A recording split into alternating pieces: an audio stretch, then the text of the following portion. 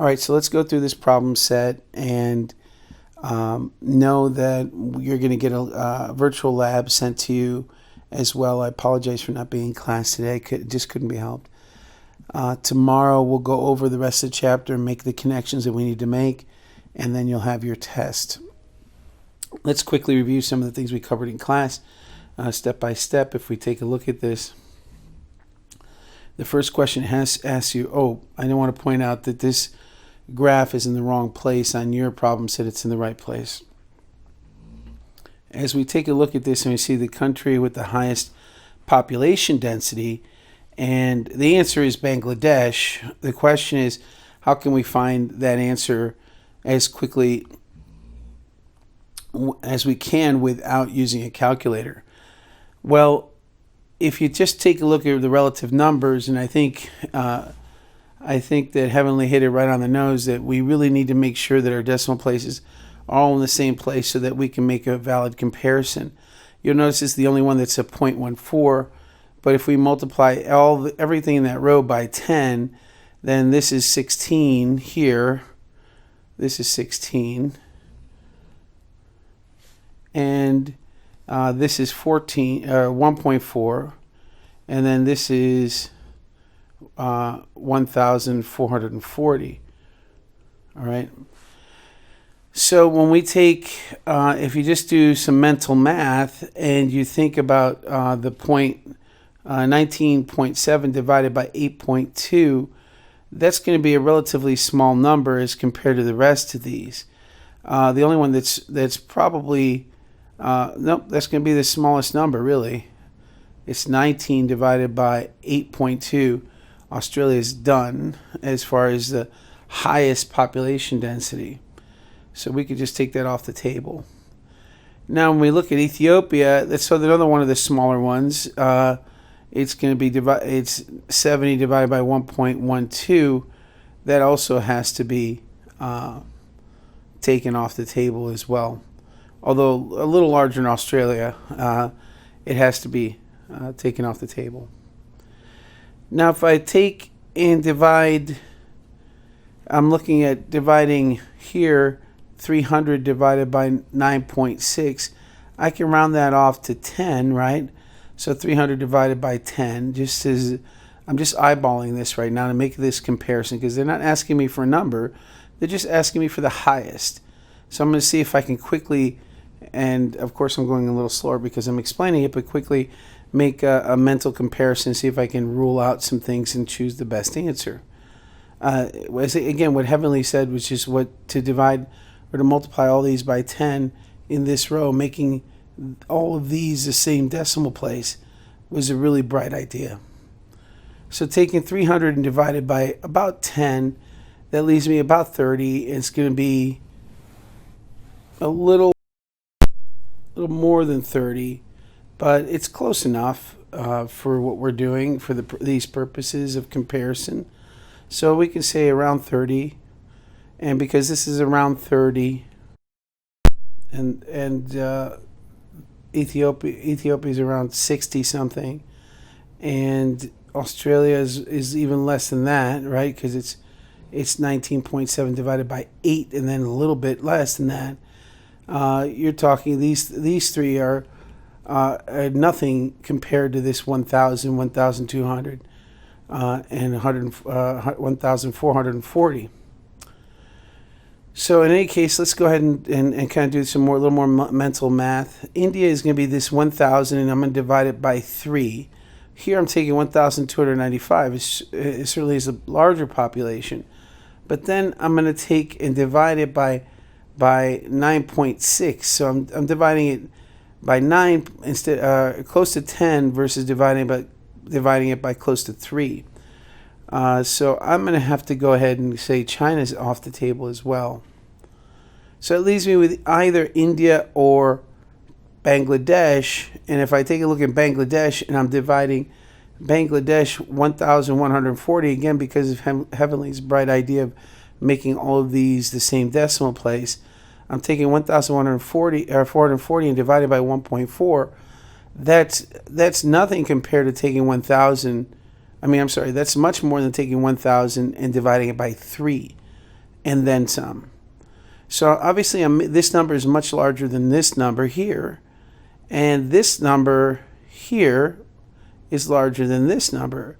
So this is going to have a larger population density. How much more, we can do the long division, but realistically, this is the answer we want. It is, Bangladesh is indeed the highest population density on this chart. All right, so that was easy. It didn't require any long division or time, really. The explanations I made, I'm just making so that you understand the logic behind making that choice. So take a look at the country with a population about 3 times that of the United States is a population that is 3 times that. Now, this is a kind of it can be kind of tricky because here you're saying population density and here you're saying population. My guess is that people that read this quickly, especially on a test with stress, they're going to read population density here. But let's take a look at just the population. India has a population of 1,000. 3 times 300 is 900. The closest one is India. If I'm looking for one that's 3 times, I'm gonna have to say India. China's 4 times, and none of the others are close to 3 times. This is 144 is the population. This number was just if I took all the values here multiplied by 10. The actual population, though, is 144.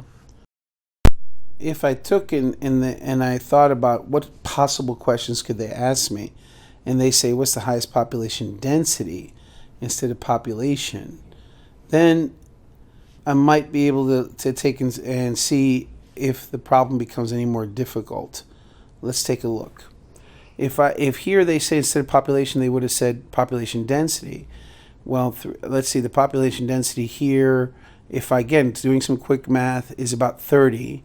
Here, doing some quick math, 1/3 of 1,000 is about 300. And the rest of these are my estimates of what it would be if I just did some quick mental math and, divided 70 by about 1 a little bit, it'd be around 60, and take say 1,300 divided by 10 is about 1,300 something, and 144 or 1,440 divided by 1 is 1,440, divided by 0.4 is a little less than half. So is it a little less? No, a little more than half. So I would say 1,000 sounds good. It's about 1,000, might be 900. I'm not sure. I have to do it in the calculator. But then here, 20, round this off to 20, round this off to about 8, and 20 divided by 8 is around 2, maybe 3, So if they ask me what the country with a population about 3 times population density with 3 times that of the United States, and the United States is 30, twice would be Ethiopia, 3 times would be somewhere around 90, so it would be the closest one would be China with 130. So it would be China. So China would be about the population density, that would be about 300, about 3 times that of the United States. So they could ask you that. It was a little more thinking. It took a little more, kind of one more step, which is I had to really estimate. These are estimates, right, of the population density without using a calculator. And I'm just basically rounding everything off and saying 300 divided by 10 and saying 1,000 divided by 3 and saying 70 divided by about 1 point something. 70 divided by 1 is 70, and I know there's a little more, so about 60. And around this off to 1,300 divided by 10, it's about 130. Take 1,440, or you could take, you could take 144 divided by 1.14, but mentally, sometimes it's difficult to divide by decimals in your head. It's easy to get confused. So I always, again, going back to Heavenly's ingenious idea, go ahead and move the decimal for all 3 of the values, since we're talking about a ratio, since population density is a ratio, right? So it's a ratio, a fraction.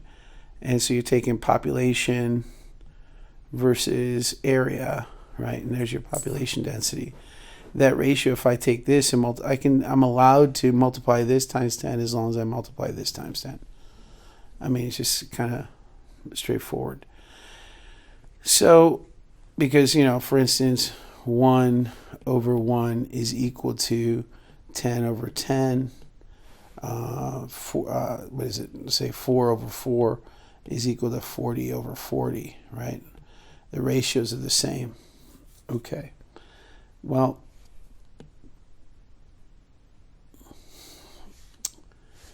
that hopefully answers that question, and also it hopefully makes you think on one of the ways that you go over practice problems, and one of the things you always have to think about is there a way that they can make this problem on the next exam I take, or the actual exam, if this is a practice exam the way this is there a way that they can make this test, this same question, ask the same content, but change it in such a way that it either makes it more difficult or more interesting, or it adds another dimension? So asking here for population density, instead of population, you saw you could still get an answer, and it's you can still get an answer, and it just adds another dimension to it. Okay, so that took care of this, the second question. Third question: which of the following practices would have the biggest impact on achieving global sustainability? The first one says recycling aluminum cans. Could that help stabilize or keep, increase or improve global sustainability? Sure. So that's a possibility. Using fuel-efficient vehicles, that would really help. It would help decrease CO2 emissions. It would help decrease the use of fossil fuels. So it's more sustainable than not using fuel-efficient cars. Which one of those two? Which one would I choose as having the biggest impact on global sustainability? I would almost say fuel-efficient vehicles, because it has a double impact, right? You're using up more oil, and also you're producing more CO2 if you're using fuel-inefficient vehicles. So using fuel-efficient vehicles is probably of A and B. I'm going to go ahead and choose A. So what do? I'm thinking, and I'm not committing yet, but I'm just thinking A is not the answer. So one of the things I like to do is try to find out which of the answers is not true, and that helps me figure out which one is true. So the next thing is replanting deforested areas. Certainly that is a help. I'm keeping sustainability. So it is a help, but I don't think it's as important as using fuel efficient vehicles, at least not in the short term. So I'm going to go ahead and say that still B is the better of the answers chosen. Now we know it's reducing human population size, and we'll get to why that is in a second. Developing ecotourism venues is also important, I think. That by developing ecotourism venues, you get a multitude of impacts from that, right?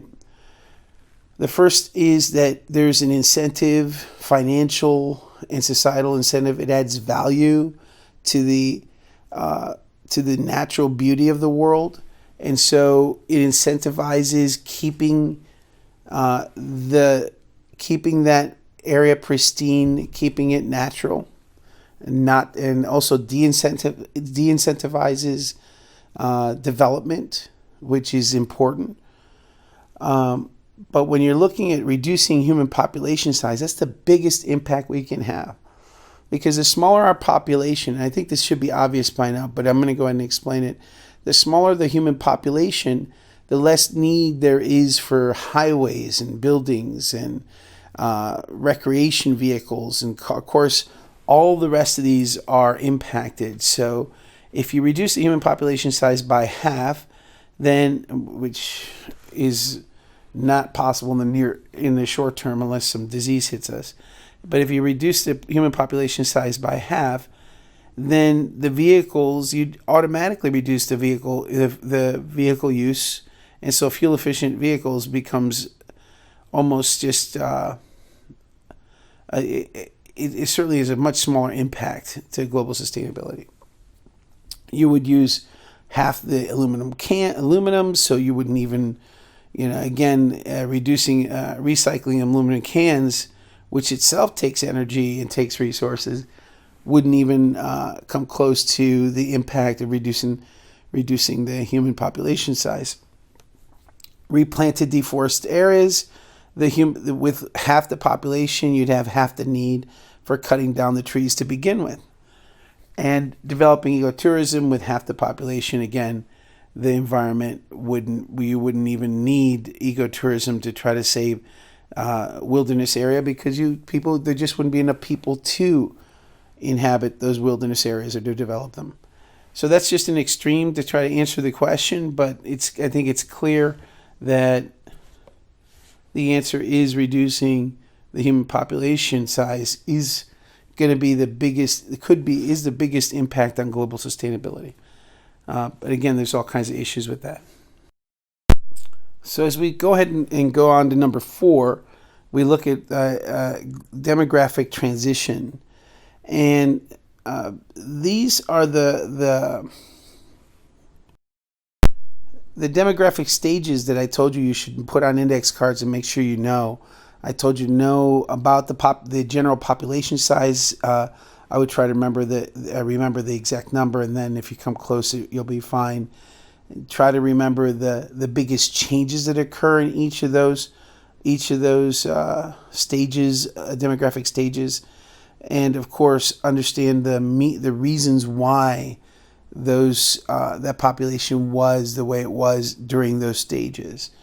So when we take a look at the question, it says, as a country goes through the demographic transition, the greatest rate of population growth takes place during which phase? So we're looking for a place where the rate of population growth is the largest. So pre-industrial, pre-transitional, industrial, post-industrial, transitional. If you remember from the book, the answer is transitional. Okay. So our biggest population growth takes place during this transitional phase. Okay, so how do we figure that out? How do we know that that's the case? Do we go to the book? Do we go to the internet? Where do we go? So let's go ahead and start with the book and see if anywhere in the book does it talk about this phase of transitional versus pre-transitional, pre-industrial, and industrial. Well, it does talk about this idea of transitional, and it divides the transitional phase into 5 stages and describes in detail what each of the 5 stages are.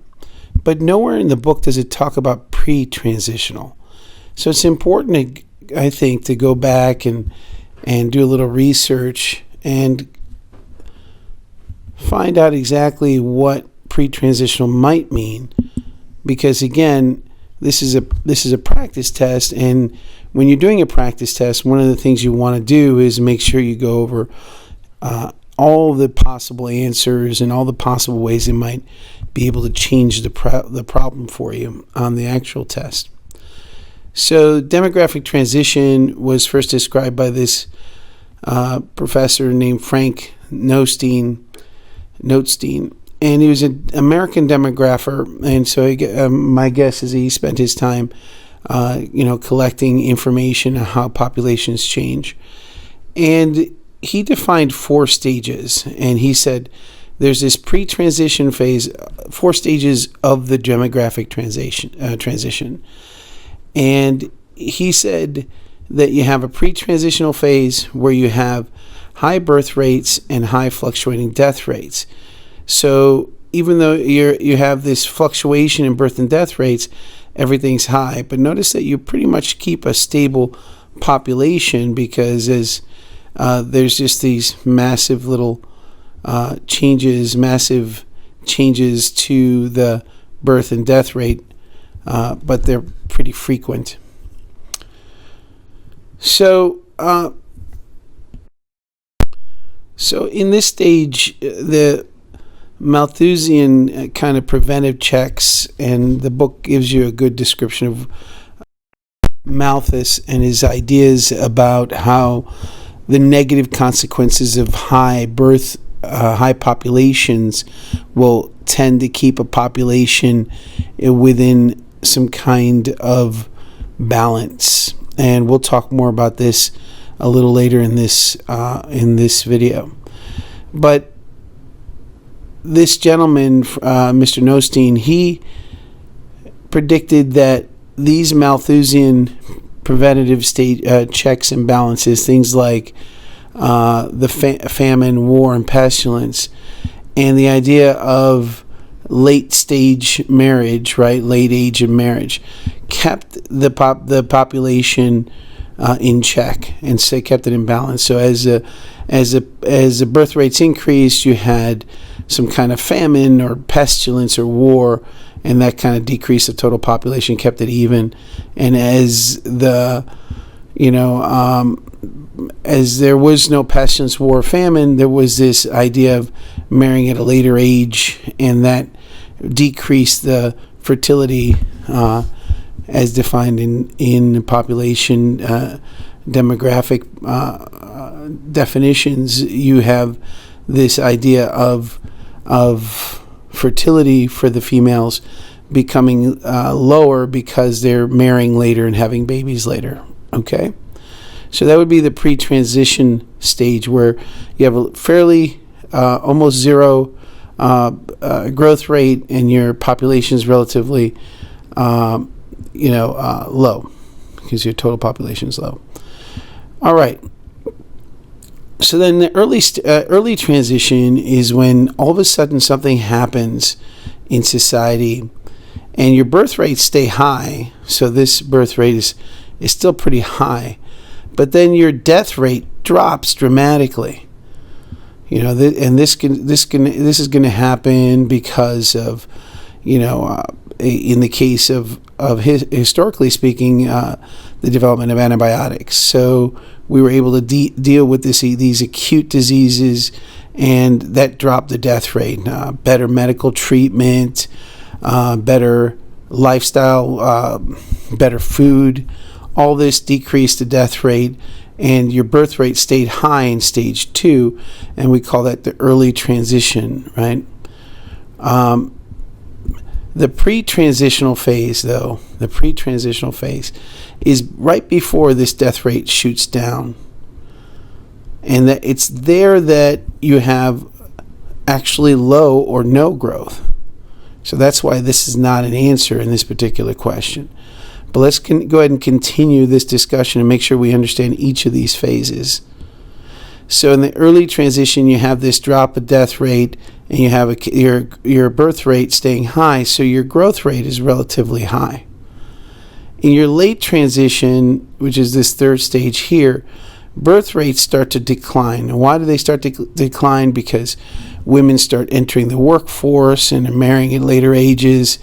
You have this idea of trying to put your resources into a few children rather than having many. You have more wealth, so the adults are less worried about some kind of Social Security, some kind of ability for someone to take care of them in their old age. So this starts to make people think about decreasing that birth rate, and we'll talk more about that when we look at the book's more detailed description of these phases. The key here, though, is that if we wouldn't have looked it up online, we would not have known this pre-transition concept, that stage 1 is also called pre-transition. Stage 2 is early transition, stage 3 late transition, and then stage 4 post-transition. And so in any case, when we look at stage 3, it's kind of defined by the drop in birth rate, the continued drop in death rate, and so you still have an increase in population, in growth rate, but it's not an increase in population, but your growth rate stays pretty constant. You notice it's not exponential, doesn't go like so, doesn't keep going up. It's more logarithmic. It starts to curve down. That change in the slope of the line is what we're talking about when we're talking about growth rates. Any rate is the change is the slope in the line. So we're going to go ahead and look at 3, and you're looking at the rate of population or growth decelerates. So in 3, we start to slow down that population growth. The highest rate then is, in fact, in 2, an early transition. So if they would have asked this question, not is it the transitional phase, if of course it's the transitional phase where you have your highest growth, but if you're asking where do you have your highest growth, and they give you pre-transition, early transition, late transition, post-transition, you have to write early transition as your highest growth. You still have relatively high growth in stage 3, at least higher than stage 1, but it's slowing down. And in post-transition, the population growth is almost zero. If not, it could even be declining. So you could actually have a negative population growth. So in post-transitional demographic transition, at the stage 4, you have this decrease in population rate or growth rate. So let's go ahead and take a look at what that means. And I think the book, again, does a really wonderful job at covering it in detail. The College Board, for whatever reason, used this word pre-transitional. Well, for whatever reason, that is the definition. That's the historical. That's how it's used. The book, however, decided not to use pre-transitional in its discussion. So vocabulary, you can see, can be very, very damning. All right, so let's take a look at the charts, and then I'll break down the paragraph here real quick, and that should pretty much summarize the content for this question. All right, so when we look at 1775 all the way up to 2000, we see that there's increase in population, and that's because, in part, the death rate's decreasing from 1775 all the way up to 1875, 1900, and then you see this, however, that the birth rate is also decreasing, at least post 1875, early 1900s, and that birth rate continues to decline, and death rate continues to decline. And in developing countries, however, what you see is that the birth rate stays pretty constant, constantly high at this 40 number. And it does drop later in the 2000s slightly, but never gets even close to as low as in developed countries. All right, so that takes us all the way up in the 90s. Well, let's take a look at what these transitional phases we just looked at, what they look like in these in the book's version, because the book talks about 2 possibilities. The demographic transition, which is what we just talked about, should be 4 stages, this being the post-transitional. And then it says you can even have a 5th stage, so it can actually go and do stages 4 and 5. And we'll actually, let me talk about that after we described what the book talks about. So when we look at the textbook and we wonder, well, what are they really talking about? You'll notice that. Okay, so let's try to put everything together. As we look at this page in the textbook, we note that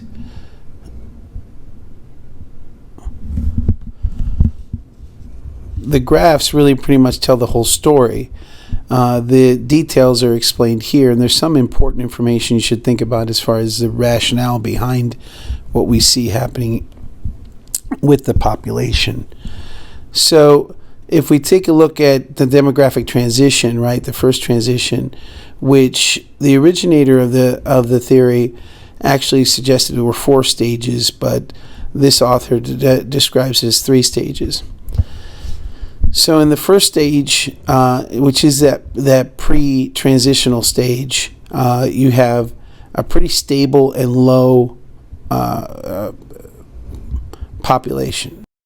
And so the growth rate is low or non-existent. Remember that when you're talking about these lines, any rate is the slope of the line, and here you can see the slope is virtually zero. So when we take a look at stage 2, we have a pretty straightforward growth rate. It's a positive one. It's the strongest one. It's the strongest positive one on the graph in total. You'll notice that that's because the death rate's coming down, the birth rate's coming down, but not as quickly. You see the gap between them. And so because of that, you have this growth rate that pretty much is the fastest growth rate in all the stages of this transition. Now, if you take a look at stage 3, you have a pretty, again, stable growth rate, even though the growth rate is higher than it was in stage 1, it's stable. So that's because the birth rate and death rate are pretty low, but they're matching up. They match up with each other. Either, in this particular chart, they're showing that they're 100%. They're equal to one another, but we know that it'll be some kind of dynamic equilibrium. So there'll be one will decrease and the other will increase, etc. So whatever happens, it'll be virtually equal to one another. But then in stage 4, the author suggests that would end stage 3. That's it. This is the developed countries, which explains why in developed countries in the year 2000, this death rate and birth rate they expect them to be kind of stabilized at a fairly low per 1,000, a fairly low crude rate. Remember, per 1,000 is a crude rate. Where in developing countries, the gap is going to be much larger between birth rate and death rate, and so your growth rate is going to be much higher. And their explanation in the reading is that in developing countries, they're in a different stage of this demographic transition, and it's also, they add one more caveat, and I guess this is an important one even for our own society, as we see that the various shows on our social media or on cable television, where we see those families that are having 19 or 20 children, and you have other groups of people just amazed by that. It's about values, and it's about the idea that society, in order for this kind of transition, in order for the population to stabilize, to have these places where you have, in the end of stage 3, you have a stable where growth rate, if not a zero growth rate, where birth and death they match up with each other. And then again in stage 4, in order to reach these plateaus, these places where we can have a sustainable population, and it comes down to strategies and survival strategies. And what is it that people are buying into? Do you buy into the shotgun approach or the sniper approach? Do you buy into the idea that I'll just shoot a shotgun with a bunch of BB pellets or a bunch of buckshot in a general direction, and somehow I'll hope that a few of those buckshot actually land where I needed to land? Or am I going to try to take a sniper rifle and just hit that deer in the heart? And the other idea is that reproductive strategies in nature. You can take and look at what is a salmon's reproductive strategy. Lay 10,000 eggs and millions of sperm, and hope that one or two, maybe a few hundred or even 1,000 survive and go on to become adults, keeping the population high, but not because they put a lot of energy and effort into one of their offspring, but because they've had a lot of offspring. We see that with roaches, with fish, with so many different creatures, where these species decide to I shouldn't use the word decide. These species put their energy into having large numbers of offspring in the hope that a few survive. The other option is more the primate strategy, which is have a few children and put your energy into those few children and take a long time to develop them and make them as strong as you can, as smart as you can, and then that should increase their survival. So both strategies are valid. The question is which one is, in this case, which one is more sustainable? Because humans have been so successful, we have to now decide which strategy is it that we need to take on, and in order to do that, you have to really be convinced that the strategy of putting all your eggs in one basket. Now, this third analogy I've used, but I think it's valid to go ahead and use that. So, this idea that we're going to go ahead and put all our eggs in one basket, and instead of having a large number of births, a large number of children, and the whole society has to pretty much accept this, we're going to have just a few children and to put all our energy into those few children. The great experiment in China where they tried to take and really incentivize the idea of having only one child per family, rather than their traditional, if you can see here, traditionally farming and low technology in farming has us having a lot of children in order to use them as and the book uses this word, and I think I've used it in classes, this kind of social security net to try to keep the young, the old taken care of. We have to really consider that it's difficult to transition a society from that thinking to this thinking of putting all your energy into one or two young and keeping their standard of living high, rather than having 10 kids and not being able to keep them in a standard of living that allows them to reach their full potential. So this kind of strategy works. It works in societies where they are developed, that have the medical technology, that have higher than average standard of living. But you may not be able to convince other countries, and whether other countries transition into this kind of thinking or not is still in question. We know that Europeans have transitioned into this, and we know Japan has, and we know America has to some extent. You can also see the argument against it. You see various subpopulations in America fighting against this idea of having less children and putting their energy and money and resources into those few children.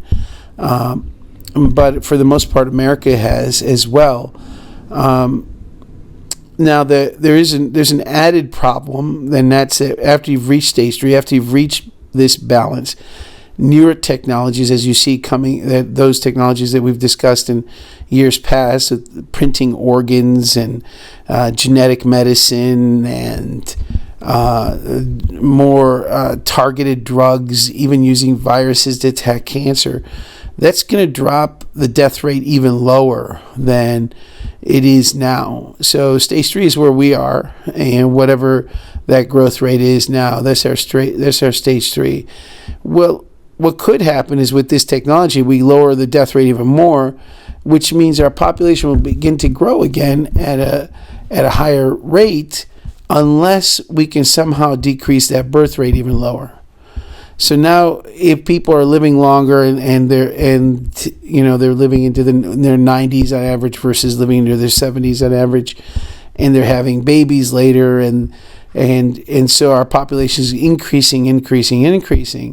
The question is, we'll have to decrease our the number of youth.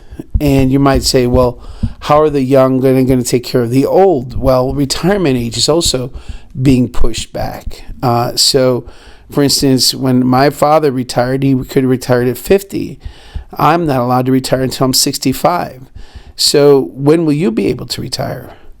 It all depends on these demographics and how we change as a people, and on what we value as a people. Do we value having multitudes of children per family, or do we value having only a few and putting our resources into those few? Do we value even lowering those few even lower, so it's only one person per family, or two, versus the 3 or 2.5 that is the American average?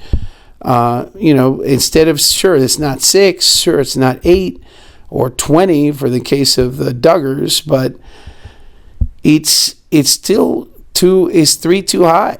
Is 2 the best answer? Well, if by the time you get to be my age, you have all these technologies that are supporting you in your health, and you have to work until you're 65 or 70, then what is going to have to happen in that birth rate to get to a place where we're stable again, where we have very little to no growth, so that human population stays at a relatively sustainable place? I know there's more questions than answers, but that's how you would look at this problem. All right, so let me put these pages away. All right. So that was a long explanation. All right, so this question number 5, asks, what is true about the statement concerning total fertility rate of society? But as I told you, when we're working with practice problems, the key is to look at all the answer choices and see what other types of questions might be asked of you. So in A, it says a total fertility of a society is a difference between the crude birth rate and the crude death rate. Now at this point, they're obviously talking about total fertility in the question, and then they ask about total fertility. So the question is, does total fertility have anything really to do with crude birth rate and crude death rate? And the answer is no, because, well, it does in an indirect fashion. It's not directly defined as being dependent on these two terms.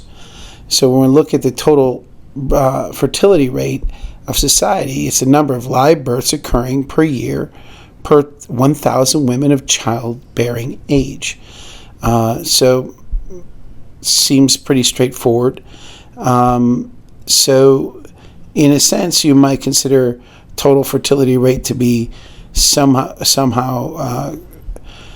related to crude birth rate.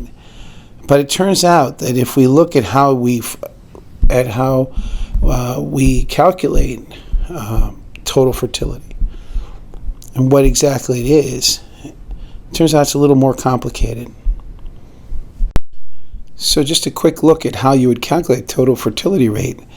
It is taking an average, and it involves looking at the fertility rate of different groups of or cohorts of females, in those cohorts being defined by age.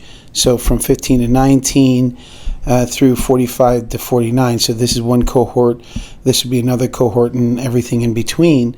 There would be 5 of these cohorts, and so you'd sum up all the females in these particular cohorts, and then you'd multiply by the size of the age interval 5, and that's going to give you your total fertility rate. Do you really need to know how to calculate that?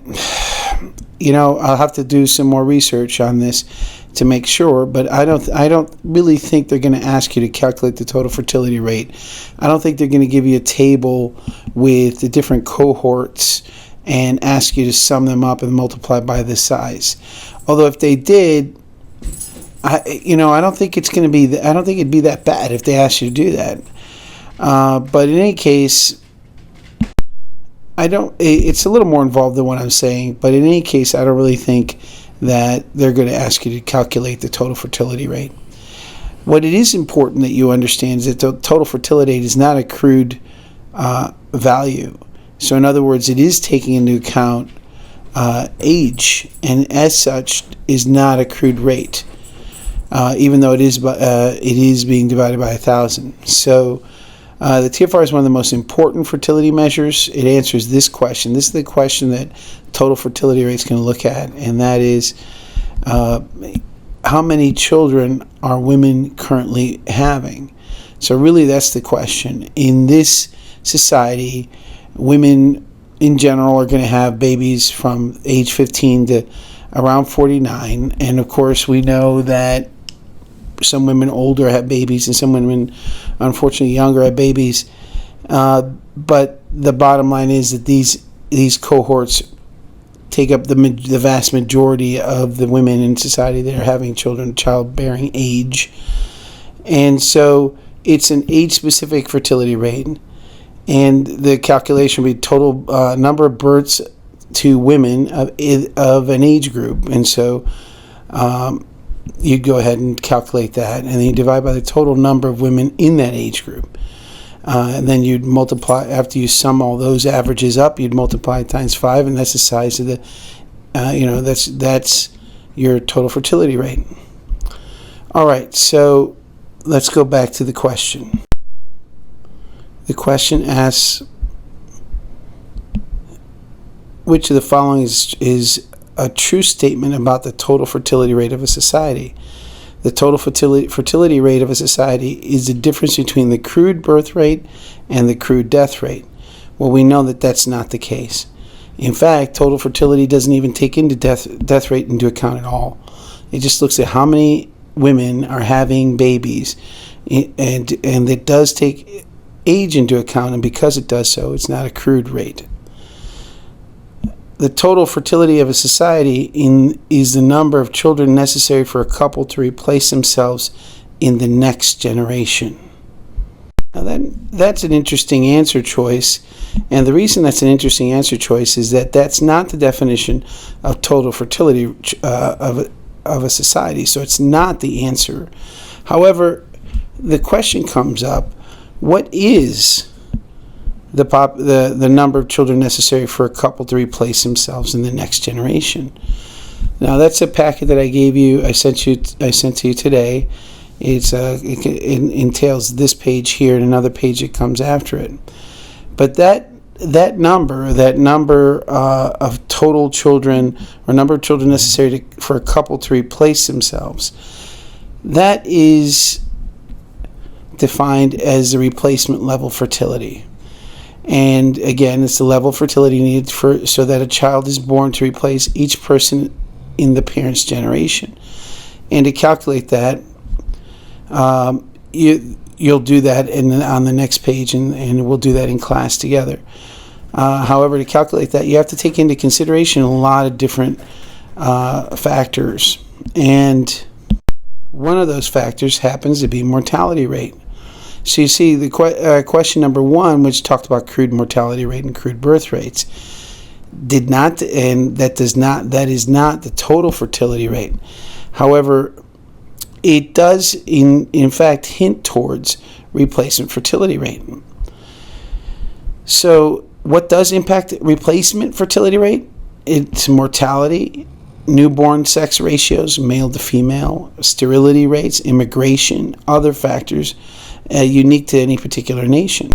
So let's go on with the other answer choices. So let's go to the next page. So now here again we get to a question where it's looking at another aspect of another part of another idea. And see, it says the total fertility rate of society is positively correlated with the average education of women. Now again, the total fertility rate in society is just looking at how many children are born to women of childbearing age, and that tends to be around 15 to around the late 40s. So now, how would that impact? How would that rate be impacted by the education of women? Instinctually, you might say not at all, but in fact, if you think about it, the answer is absolutely yes, it would be impacted, but it would be impacted negatively. So it's not positively, it's negatively. And the reason it's negatively correlated with it is that as women become more educated, they enter the workforce. They understand that they begin to understand that the number of children they have limits their choices. They begin to understand that if they have fewer children, they're able to dedicate more resources to those children and provide a better life for those children. And so these ideas start to percolate in women that are educated. And as they become more educated and enter the workforce, they have more responsibilities.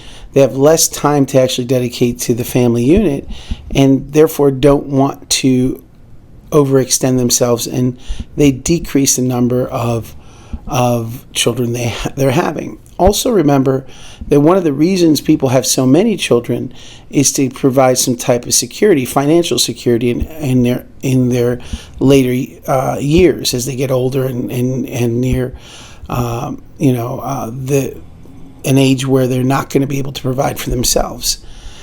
As women are more educated, that need becomes less important because women start to save money for themselves and invest, and they become more financially stable as quality of life goes up, and as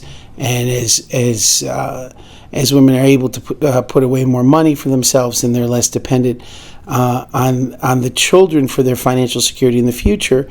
Again, that's another incentive not to have as many children as they might have had they been a rural person growing up on a farm with no real support structure other than their children.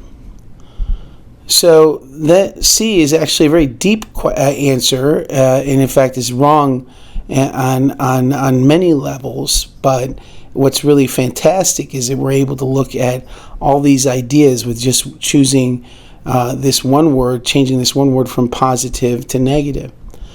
Now, the total fertility rate of society is negatively correlated with the number of women of childbearing age. Now, that makes no sense, and that's just testing your understanding of that definition, and it's actually the opposite, right?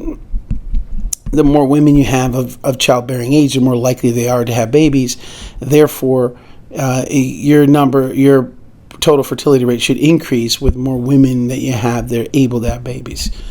Now let's go ahead and take a look at the correct answer. And it says the total fertility of a society decreases as the society progresses through the demographic transition. Wow, this connects all kinds of ideas, doesn't it? And it really, if we go back, and I'm not going to go back and look at it, we spent way too much time on demographic transition. But you know that the different stages of demographic transition, you know that there's 3 stages or 4 or 5, depending on how you look at the problem set, at the situation, at the definition. And stage 1, you know, is and remember the demographic transition is going from pre-industrial to industrial, and the demographic transition is that's going in between, right? So it's in between this societal change. All right. So as society changes or progresses through this, the total fertility of a society decreases is absolutely true, and it's actually that this answer is related to C, right? Because as the society begins to become more stable, as the people in it are able to make more money to reinvest in themselves and in their family unit, as they become more educated, and as they get jobs that take up more of their time, as they get to work into older years, because they're not working physically, the work isn't physically demanding, they're able to continue to work later in years. They realize that they don't have to have as many children as they might have had their lives been completely different, and they were in a pre-industrial society, or they lived in rural areas where this would not be the case. So when we're transitioning through these different demographic stages, all these different factors start coming into play, and they negatively correlate with with the total fertility rate. All right, so we have decrease in total fertility rate. So women tend to have babies later in life, and so if you start having babies at 15 and you have one every so often, you might end up with 5 babies, maybe even 6. And that was kind of the average around in 1960s, right? Especially for other countries, that was the average in the 50s for sure. And so when you're looking at moving through the Industrial Revolution, when you're moving through the becoming a more mature society, you realize you start going through that demographic transition, and you start to have less and less children. And so because you as a woman and our wives, those of us that are men, our wives will choose to have children later in life. Some women will choose not to have babies at all. Some will be infertile. Some will wait too long and not be able to have children because they've waited beyond their reproductive years. So, everything comes into play, everything comes together in this change in fertility rate for the society.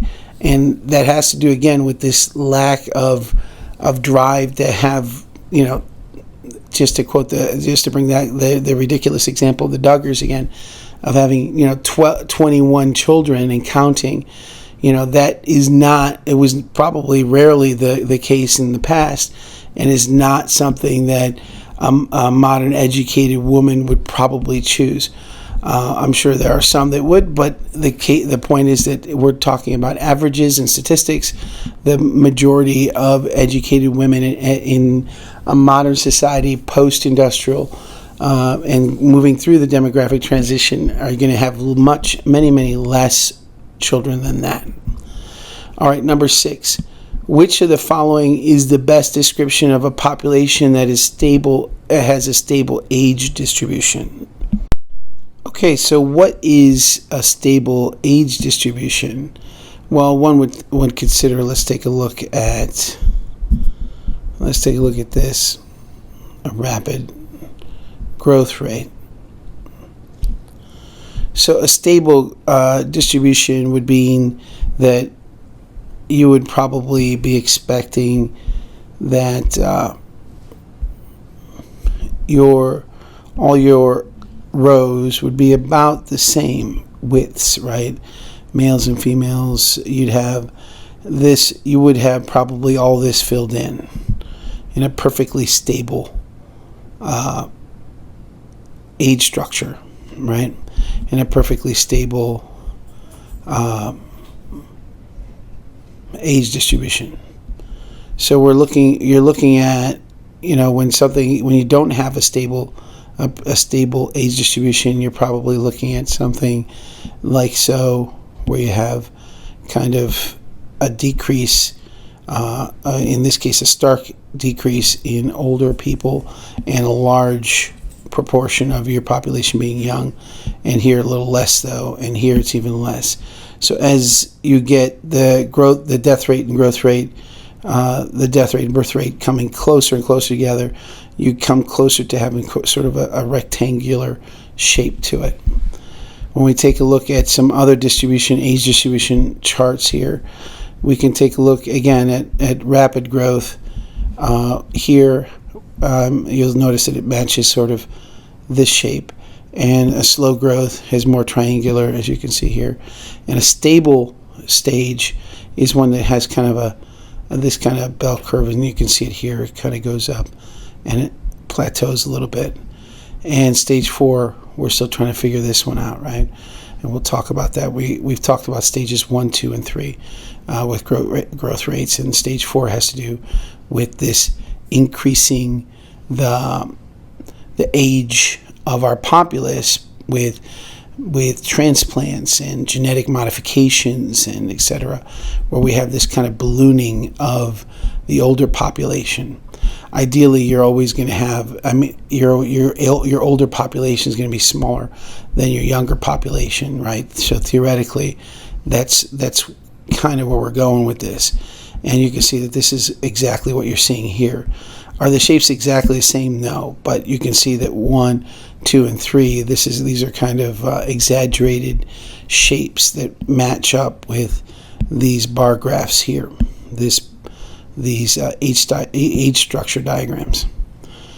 Again, the older population is smaller because they're dying, and the younger population are having, and there's obviously a lot of females in this portion of the population that are not having children, right? Because, well, maybe not a lot, but some, because you see here that they're not equal to one another, right? So there's more in childbearing age from 15 to about 49 than there are younger than that.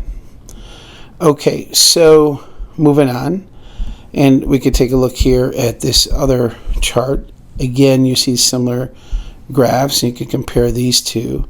But when you're looking at kind of a young population, you have a young population. This is what it looks like when your population is kind of middle-aged. You have a lot of young, a lot of middle-aged people. Your older population isn't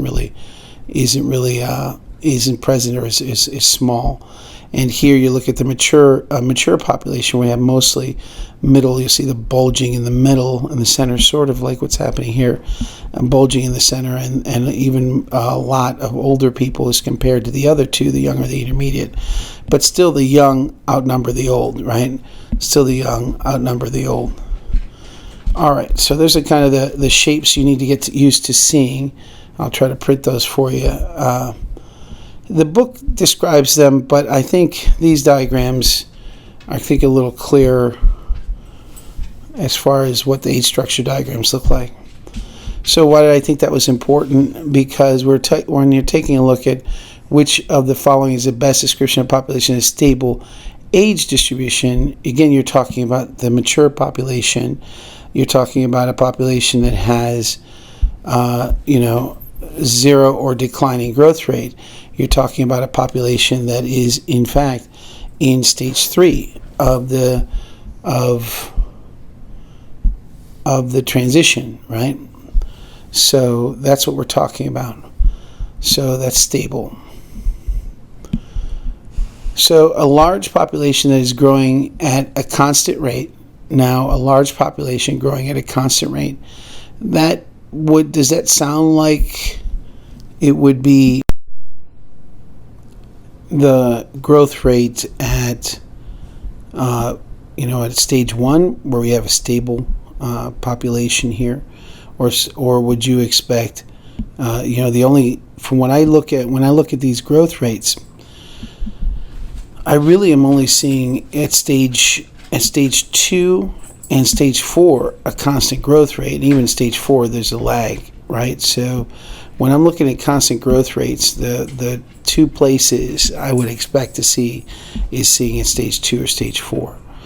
And we know that these are not stage 2 and stage 2 and stage 4, according to the book here in this diagram. They're not stable, right? They're not stable populations. This is stable population. This is stable population here. It's stage 3 and stage 5, where we have a stable population. So if we go ahead and look at this again and reread the possible answers, it says, which one of the following is best describes the population as stable age distribution? Would you expect it and stable? And then it says a large population that is growing at a constant rate. That growing at a constant rate would be either stage 2 or stage 4. And if you're dealing with stage 2 or stage 4, stage 2 does not have its slow growth. Stage 2, it's not a stable age distribution, right? The stable age distribution looks like this, and that's only at stage 3. Stage 4, you have kind of a top-heavy age distribution where the age structure diagram for stage 3 is stable. You'll note then that when you're having a large population is growing at a constant rate, you're talking about stage 2, not stage 3. So you don't have a stable age distribution. So we can get rid of A as a possible choice. Now that just brought in like 5 different ideas. So I think this is a great question and something to think about. What is it you're going to have to know when you walk in on that test? You're going to have to remember what each of these stages are, where you have a stable age structure diagram, where you have a stable population, right? Where you have a stable population, in this case, you have it at 3, right? At 1, at 3, and at 5 for different reasons. Where you're growing at stage 2 and stage 3, and where you might even be decreasing here at post the second transition. So in this case, there's 2 transitions. In the other diagram that I had showed you earlier, we discussed there's only 3 stages. But in any case, the point is that when you need to understand that this transitional stage, you need to understand the different these demographic transitions. You have to understand the stages of them and how the population changes. And then now they add another layer, which is how the age structure diagrams change because of the growth rate changes and the population changes. So the large population with negative growth rate, there you're talking about stage 4 and or possibly post stage 4, and this is not a stable age distribution, right? So the stable one is stage 3. So again, this is not a possible answer. So a population that is in the early stages of logistic growth, logistic population growth. Well, let's look at when that is. So if we take a population, we look at logistic growth. You're looking at what? Again, you're talking about stage 2, right? So it's kind of growing, and then again at stage 4, it's kind of growing. So could you have a stage 2, or stage 4, have a population's early stages of logistic growth, where you have really fast growing, we have exponential growth? Is that an age structure diagram? Exponential growth, rapid growth, you're talking about, here, stage 1. So the early part of this curve, if we go back here for a second, the early part of this curve here is stage 1, right? Where you have, let's take a look at it.